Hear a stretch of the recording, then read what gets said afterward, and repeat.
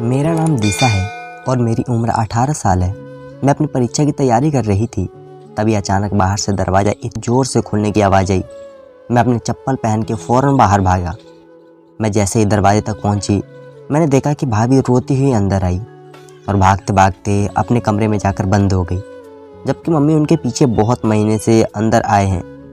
मैंने जब मम्मी से भाभी के बारे रोने की आवाज़ पूछी, तब वो मुझसे कहने लगी कि वो ड्रामा कर रही है, तुम उस पर ध्यान मत देना, अपनी परीक्षा पर ध्यान दो।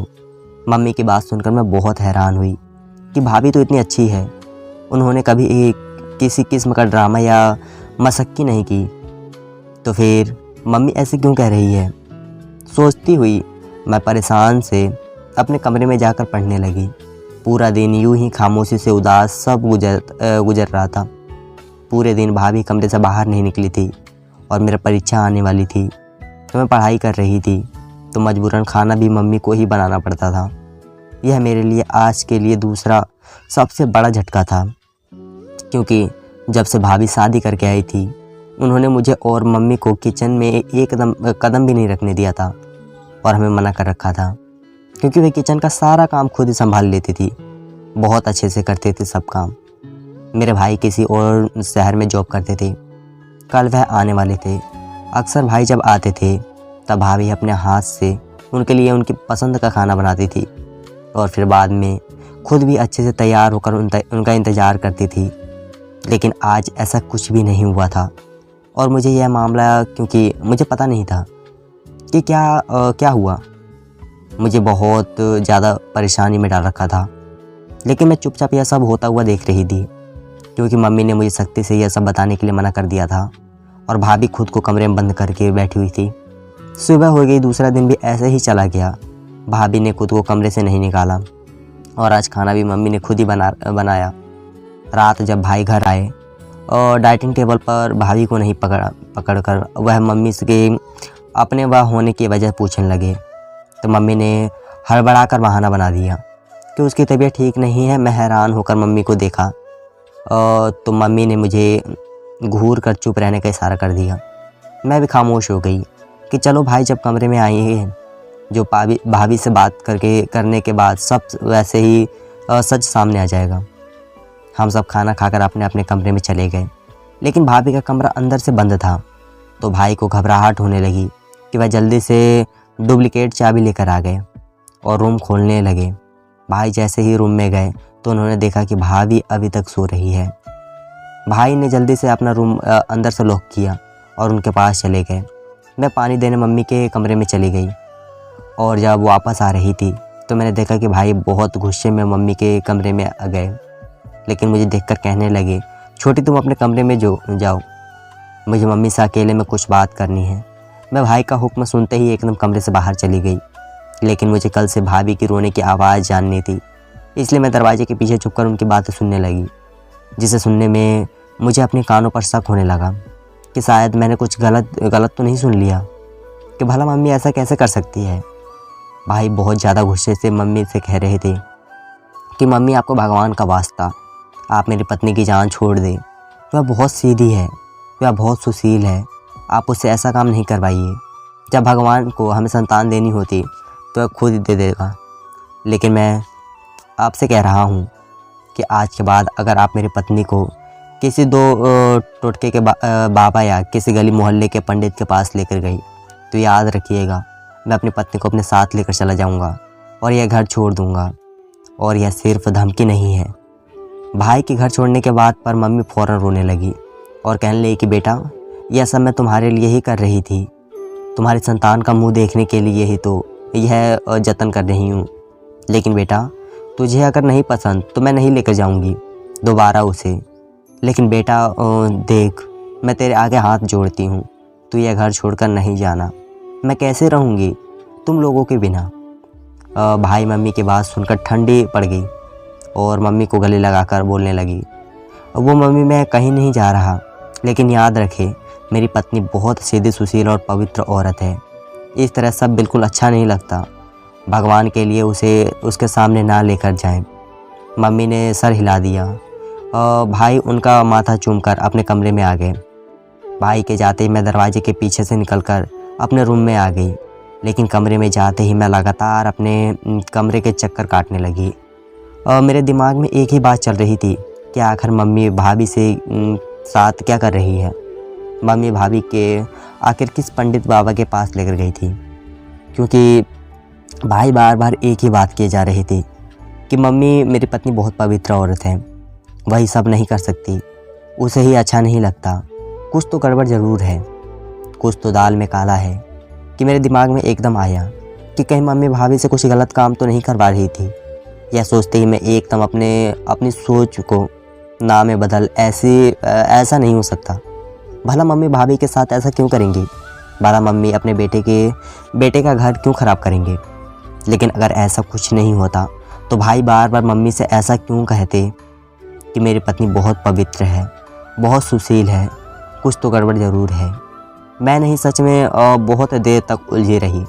आखिर में इन सब सोचों से तंग आ चुकी थी, इसलिए सर पर पहने बैठे गई।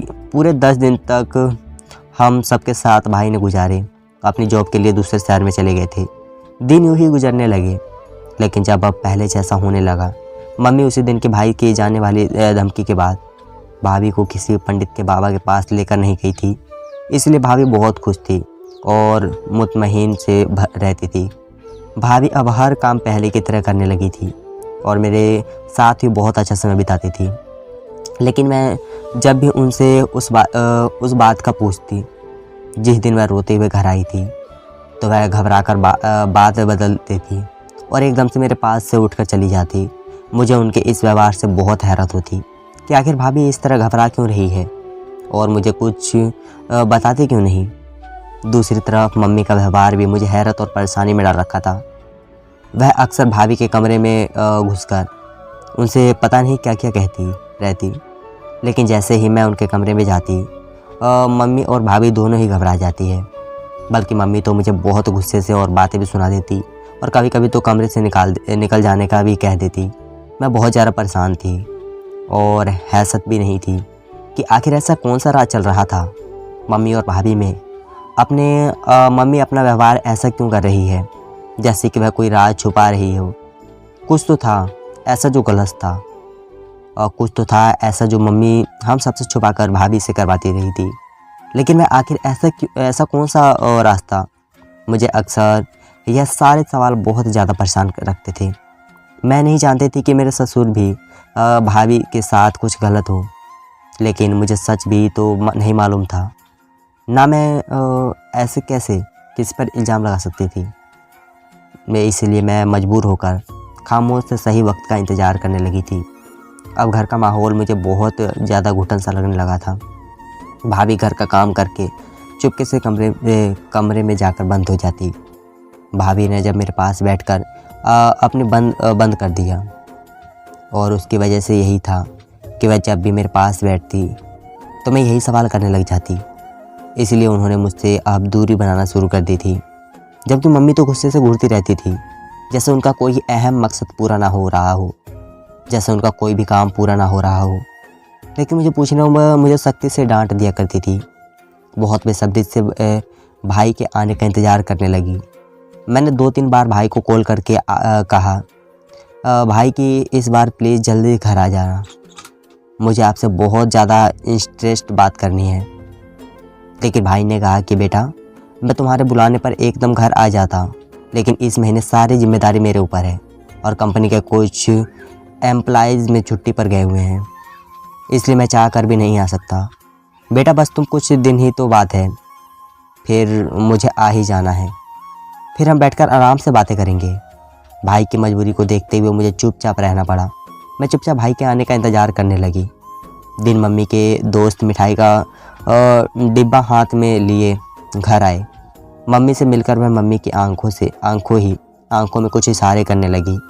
मुझे उनकी हरकत बिल्कुल भी सही नहीं लगी, बल्कि उनकी सारी बहुत ज़्यादा अजीब सी थी। जबकि मम्मी भी उनके संजीव से हरकत में उनका पूरा साथ दे रही थी, जबकि उनकी यही चीज़ मुझे चुभने पर मजबूर कर देती थी। थोड़ी देर गुजरी, तभी नाश्ते से भरी ट्रे लेकर आई। भाभी तो रखने के बाद उठकर जाने ही लगी थी। तभी मम्मी के दोस्त पूनम आंटी ने उनका हाथ जोर से पकड़ लिया। भाभी ने उनका सवाल भरी नज़रों से देखा। आंटी पूनम के कुछ भी बोलने से पहले मम्मी बोल पड़ी कि पिंकी बेटा, थोड़ी देर हमारे पास बैठ जाओ, मेरी फ्रेंड आपसे कुछ बात करना चाहती है। मम्मी और उनके दोस्त बार बार नज़रों से बातें कर रहे थे और फिर उन दोनों के चेहरे की मुस्कुराहट मुझे किसी अनहोनी का पता दे रही थी। मुझ पर हरत के पहाड़ टूट रहे थे। आंटी पूनम भाभी का हाथ पकड़कर मगरूर व्यवहार से कहने लगी कि देखो, अभी 1 साल पूरा भी नहीं हुआ मेरे बेटे की शादी को, और देखो मेरी बहू ने मुझे दीदी का सुख दे दिया। अपनी बेटी के पहले ही इस साल मेरी बहू ने मेरी गोद में एक सेहतमंद पोता डाल दिया। मैं तो बहुत ही खुदकिस्मत हूँ। आंटी पूनम का अंदाज कुछ ऐसा था कि जैसे वह भाभी को नीचा दिखाने की कोशिश कर रही हो। भाभी भी बेचारी सर नीचा करके सुन रही थी। वह और कर भी क्या कर सकती थी। इतनी देर में मम्मी के फ्रेंड बोल पड़ी कि पूछने लगी, तुम्हारी शादी को 3 साल हो चुके हैं, तुमने कोई खुशखबरी नहीं सुनाई। अभी तक भाभी उनका सवाल सुनकर बहुत ज़्यादा दुखी हो गई थी। जो नज़र झुकाए न मिश्रा हिलाने लगी। आंटी पूनम फिर से भाभी का चेहरा छुपा कर कहने लगी कि बेटा हो तो तुम बहुत खूबसूरत, कोई ऐप भी नहीं नज़र आता।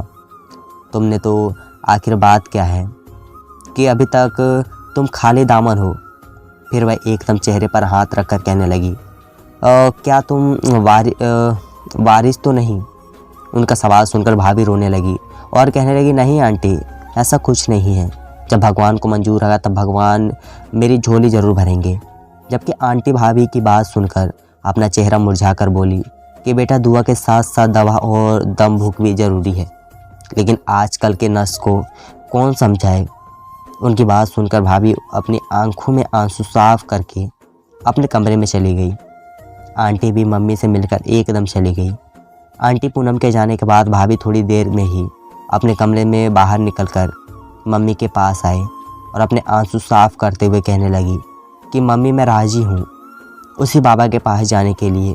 बस यह बात किसी भी तरह आकाश को पता न चले।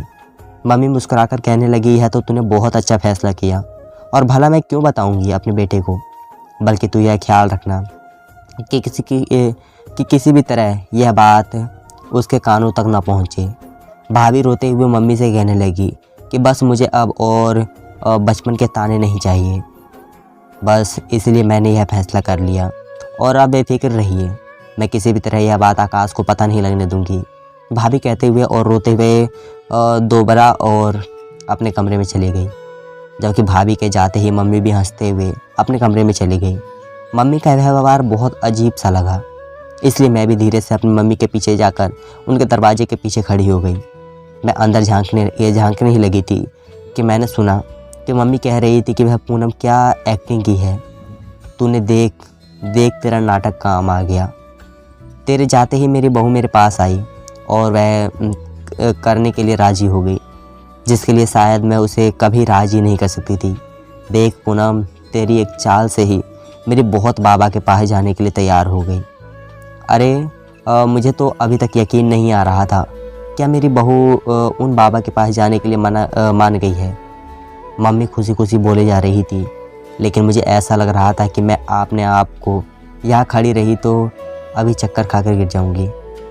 मेरे लिए यही सोची जान का बवाल था कि मम्मी ने किस तरह भाभी को अपने इस खिलौने जाल में फंसाया था। भाभी मम्मी ऐसे कैसे कर सकती हैं? मैंने यही सब सोचने में मगन थी जब मुझे मम्मी के कदमों की आवाज़ सुनाई दी। मैंने जल्दी जल्दी उनके दरवाजे से निकलकर एकदम अपने कमरे में आ गई।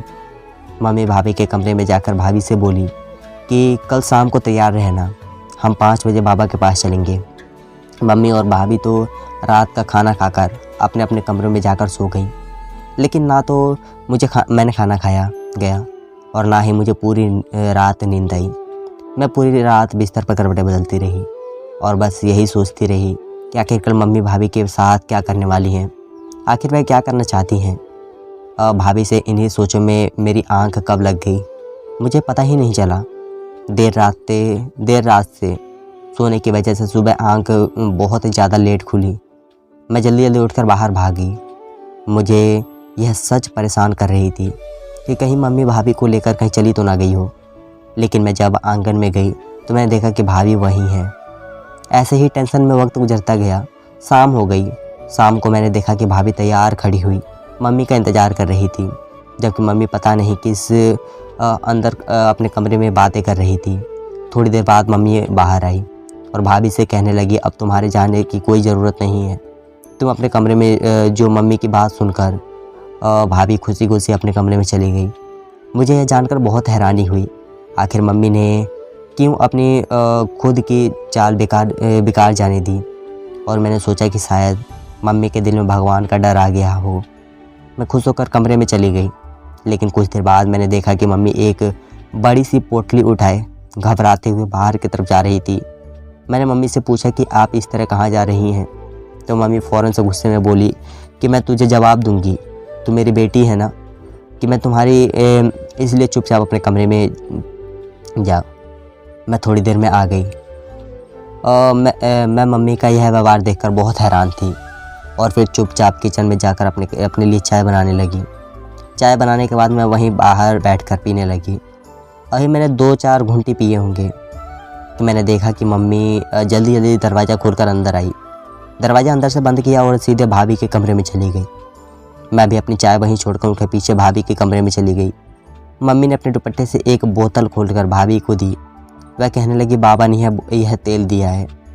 और वह कह रहे थे कि तेल उन्होंने बज औरत के लिए तैयार किया है, न जाने कौन कौन सी जड़ी बूटियों से बनाया है।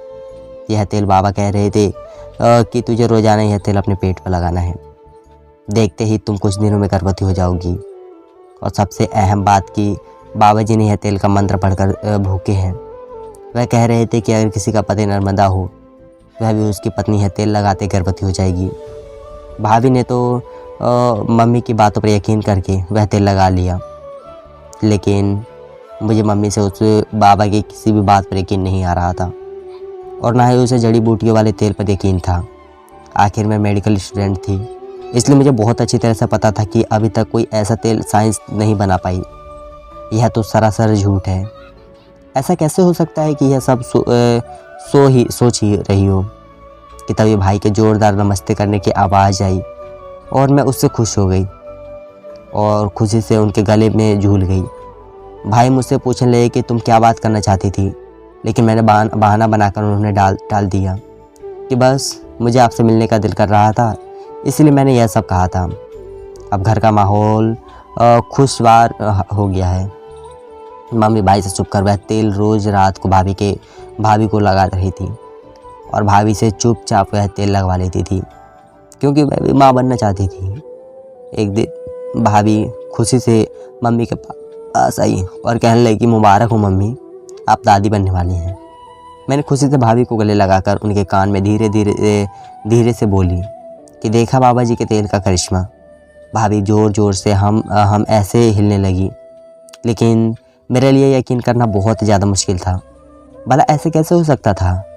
इसलिए भाभी के कमरे में गई और वह तेल चुपके से दुपट्टे में छुपाकर अपने कमरे में ले आई। अब मैं मम्मी और भाभी से चुपचाप वह तेल इस्तेमाल करना शुरू कर दिया और एक दिन मेरे साथ भी कुछ ऐसा ही हुआ, जिससे मेरी आंखें बाहर हो गई और मुझे लगा मेरे सर पर आसमान गिर गया हो। जैसे मुझे अपने पैरों पर खड़ा होना मुश्किल हो चुका था, क्योंकि मैं सच में गर्भवती हो चुकी थी। यकीन नहीं कर पा रही थी कि सिर्फ एक तेल की बदौलत यह कैसे मुमकिन था। इसलिए अगले दिन यूनिवर्सिटी जाते हुए मैंने वह तेल की बोतल भी अपने साथ ले गई और यूनिवर्सिटी पहुंचते ही मैं सीधी लैम्ब्रोटी गई। वहाँ के दिन के बाद मैंने 4-5 एक्सपेरिमेंट टीचर को निगरानी में उसे तेल का टेस्ट करवाया। टेस्ट में जो राज मेरे सामने आया, उसे देखकर मैं हैरान रह गई। मैं अपनी सोचने समझाने की शक्ति भूल चुकी थी। हैरत में डांग बस उस तेल को देखे जा रही थी। मैं जल्दी से वह बोतल पकड़कर तेल की अपने घर भागकर, मेरा नाम निशा है, मैं MBS पढ़ रही थी। हम 2 बहन भाई हैं। मेरे पिताजी 6 साल पहले इस दुनिया से चले गए। मेरे भाई की शादी मेरे पापा की दोस्त की बेटी से हुई। गर्भवती होने के बाद जब मैं तेल टेस्ट करवाने के लिए लेबोरेटरी पहुंची, मुझे मालूम हुआ कि वह सादा सब गले का तेल है। इसमें किसी भी तरह कोई जड़ी बूटियाँ का कोई दवाई शामिल नहीं है। इस बात ने मुझे बहुत हैरान कर दिया। इसलिए मैं तेल पकड़कर जल्दी से यूनिवर्सिटी से बाहर निकली। यूनिवर्सिटी से मैं सीधा हॉस्पिटल लाइव और 14 अपने टेस्ट करवाए। रिपोर्ट पढ़ने की डॉक्टर मुझसे कहने लगी कि फूड पॉइजनिंग की वजह से आपको लगातार उल्टी आ रही हैं। यह सुनकर मैं अंदर ही अंदर बहुत ज़्यादा शर्मिंदा हुई कि एक पढ़ी लिखी लड़की होने के बावजूद भी मैं इन बातों पर कैसे यकीन कर सकती थी। डॉक्टर को बताने के बाद और उनके इंस्ट्रक्शन लेकर मैं घर वापस आ गई और आते ही भाई के सामने मम्मी और भाभी को बुलाकर इस तेल की सच्चाई बताने लगी। मम्मी को यह सब बातें सुनते ही सदमे में चली गई थी, जबकि भाभी रोते हुए कहने लगी कि मुझे तो पहले दिन से वह बाबा कोई फरेबी लगता था। जब मैं पहली बार उसके पास गई तो वह सख्त कभी मेरे हाथ पकड़ता लेता तो कभी मेरे कंधे पर अपना बाजू रख देता और मम्मी को यह सब बताया। लेकिन मम्मी ने मेरी बात पर यकीन नहीं किया। मम्मी का भरोसा टूटा तो वह रोते हुए कहने लगी कि मैंने तो अपने बेटे को संतान देखने की खातिर इतनी अंधी हो गई थी कि उस फरेबी को पहचान नहीं सकी। यह मामूली सा तेल उसने मुझे 3 तोले सोना और 2 लाख रुपए लेकर दिया। मम्मी रोते हुए अपना माथा पीटने लगी। आखिर मैंने यह क्या कर दिया है? मेरी दौलत और मैं अफसोस से दूसरों को देखने लगी। भाई ने एकदम से ढोंगी और फरेबी बाबा के खिलाफ़ पुलिस में रिपोर्ट दर्ज करवाई, क्योंकि उस बाबा के खिलाफ़ पहले भी बहुत सारी रिपोर्ट दर्ज भी थी। इसलिए अगले ही दिन उस ढोंगी बाबा को गिरफ्तार कर लिया गया और उसका ठिकाना भी मुकम्मल और तौर तरीके बंद कर दिया गया। भाई उस बाबा का अंजाम बात कर इतना बोल कि मम्मी अगर इस दुनिया में कोई पता भी हिलता है तो वह भी मेरे भगवान की मर्ज़ी से। इसलिए भगवान का यकीन करने से हर चीज़ मिल जाती है, लेकिन उसके लिए सब्र करना शर्त है। काश आपने भगवान पर यकीन किया होता और सब उसके काम लिया होता तो आज आप अपनी साड़ियों की जमा पूंजी लौटा करना बैठी होती। मम्मी ने रोते हुए हाँ में सर हिला दिया। शायद भाई की बातें समझ में आने लगी थी। धन्यवाद दोस्तों।